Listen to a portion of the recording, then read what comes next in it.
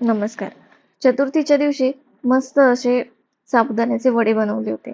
आता साबुदाण्याचे वडे बनवले म्हणजे त्याच्यासोबत आमटी तर बनलीच पाहिजे. म्हणून मस्त अशी आमटी जी आहे ती बनवून घेतली आणि साबुदाण्यासोबत एन्जॉय केली. तर त्याचीच रेसिपी जी आहे मी आज तुमच्यासोबत शेअर करणार आहे. तर एक कढई घेतली, कढईमध्ये तेल गरम करायला ठेवलं आणि त्यानंतर त्याच्यामध्ये मी हिरवं जे वाटण असतं म्हणजे हिरवी मिरची जी आहे ती मी वाटून घेतली होती मिक्सरमध्ये आणि ती मी गरम केलेल्या तेलामध्ये ॲड केली. आता तुम्ही जिरं खात असाल तर तुम्ही त्याच्यामध्ये जिरं ॲड करू शकता. काही लोक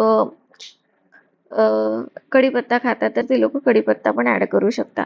आता तुमचं जे हिरवी मिरचीचं वाटण आहे ते जेव्हा छानपैकी फ्राय झालं तेलामध्ये की मग त्याच्यामध्ये आपल्याला थोडं पाणी ॲड करायचं आहे आणि त्यानंतर आपल्याला आमटीची जेवढी कन्सिस्टन्सी ठेवायची आहे तेवढं त्याच्यामध्ये पाणी ॲड करून घ्यायचं.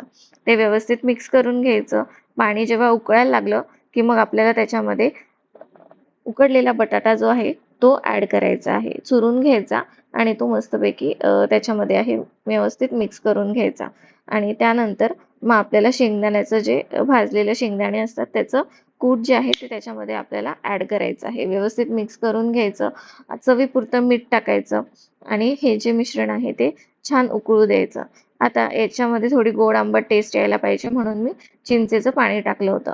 खूप छान टेस्ट येते. तुम्ही जर अशी आमटी करत असाल तर त्यामध्ये चिंच जी आहे तर ती टाकून बघा, खूप छान फ्लेवर येईल. आणि अशी ही आमटी जी आहे ही 10 मिनिटांमध्ये छानपैकी तयार होऊन जाते. मग मस्त असे वडे जे आहे ते एका बाउलमध्ये घ्यायचे आणि त्याच्यावर अशी छान अशी आमटी जी आहे ती मस्त अशी स्प्रेड करून द्यायची आणि छान याचा आस्वाद घ्यायचा. तर अशी ही आमटी झटपट तयार होते. तुम्हाला ही आमटी आवडली असेल तर नक्की व्हिडिओला लाईक करा, शेअर करा, सबस्क्राईब करा. भेटूया नेक्स्ट व्हिडिओमध्ये. बाय.